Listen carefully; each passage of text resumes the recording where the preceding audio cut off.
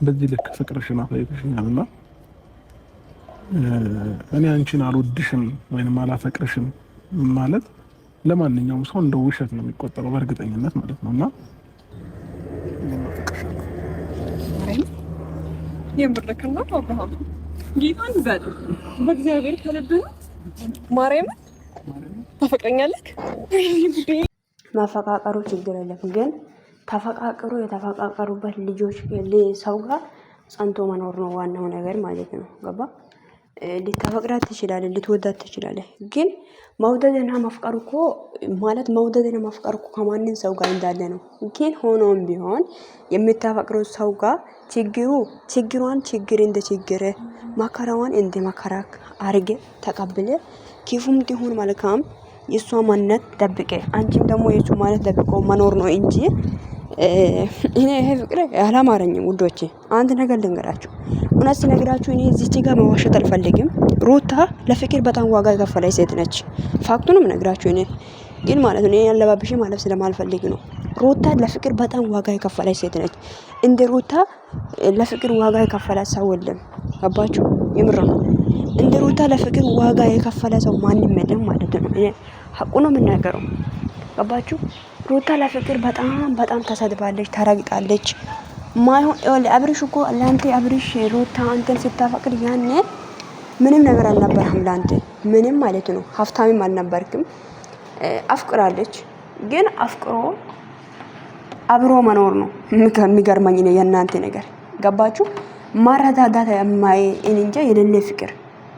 አሁንም እኮ አብርሽ አንተ ነገር ልንገርክ፣ ላንተ ምናልባት ልታፈቅራት ትችላለች ሄርሜላ ማለት ነው። ግን አፍቅረ ያፈቅርከው ሰው ጋር ማለት ነው ጸንተ መኖር ነው ዋናው ነገር። ገባ? አንድ ሴት ጋር ትፈቃቀራለች፣ ከዛ በቃ ሰው ወደኛል ብለክ ደግሞ ሌላ ችግር ሲፈጠር ሌላ ሴት ጋር ማሄድ አይደለም። ይሄ አይደለም ፍቅር ማለት፣ እንደዛ አይደለም። አሁን እንደ ሩታ ላይ እንዲያረኩ ማለት ነው። እና አንተ አሁን ሩታ ጋር ችግር ተፈጠረ፣ ከሩታ ጋር ማግባባት አይደለም የሚፈልጋችሁት እናንተ መላየትና ሌላ ወንድ አንተ ሌላ ሴት ጋር ማሄድ ነው። ግን አሁን ከሄርሜላ ጋር የሆነ ችግር ቢፈጠር ነገ ደግሞ ማፍታት ነው ወይስ ከሌላ ሴት ጋር ማሄዱን በምን እርግጠኛ ነሽ? ሄርሜላ ራሱ እኔ ፋክቱ ነው የምነግራችሁ ውዶቼ። አብርሽን ስለወደድኩ አብርሽን ስለማከብረው ብቻ እኔ እሱን እንትኑን እኔ ያለባብሽ ማለት አልፈልግም። ገባችሁ? ማፍቀርና ይሄ አብሮ ማፍቀርና ያፈቀረ ሰው ማለት ለምናፈቅረው ሰው መስዋዕት እየከፈለን ችግራችን አድርገን ገባችሁ? ለምሳሌ የኔ ፍቅረኛ አሁን ለምሳሌ ውዶቼ እኔ በጣም የሚያፈቅር ከሆነ የሱን ችግር የኔ ችግር አድርጌ ነው መኖር የሚፈልገው እየተረዳዳን እና ደግሞ ትዳር ውስጥ ከመግባታችን በፊት የኔ ፍቅር እንዴት ማጠቀም ወይም ፍቅር ውስጥ እንዴት መቆየት እንዳለበት ማወቅ፣ ትዳር እንዴት መያዝ እንዳለበት ማወቅ አለባችሁ። እንደዚህ ዝም ብላችሁ ፍቅር ማፊ ፍቅር የምር ነው እንደ ሄርሜላ ራሱ አንቺ አሁን እንዴት ነው አንቺ እሱ የልጅነት ጋር ለማታረቅ እየሞከረ ነበረ፣ ግን ማለት ሌላ ችግር ውስጥ አሁን ነገ እንደዚህ አይነት ነገር ህይወትሽ ላይ ቢፈጠር በምን እርግጠኛ ነሽ አንቺ ራሱ? አብርሽም ቢሆን ችግር የተፈጠረ ቁጥር ላይ ሌላ ቦታ ማሄድ ሳይሆን ሰው ስለሚወድ ወይ ሴቶች ስለሚወድ ሌላ ሴቶች ጋር ማሄድ ሳይሆን ችግርህን ቁጭ ብለህ መፍታት መቻል አለብህ። ገባ?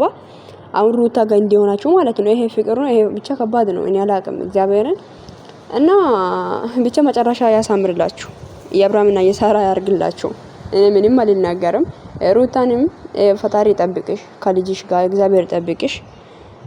ብቻ አብርሽዬ አንጋት ደፊ አገር አጥፊ የሚባል አባባል አለ። ብቻ በርታ፣ ገባ? በርታ። ይሄ ፍቅር ነው ተብላችኋል። እሺ ቀጥሉበት እንግዲህ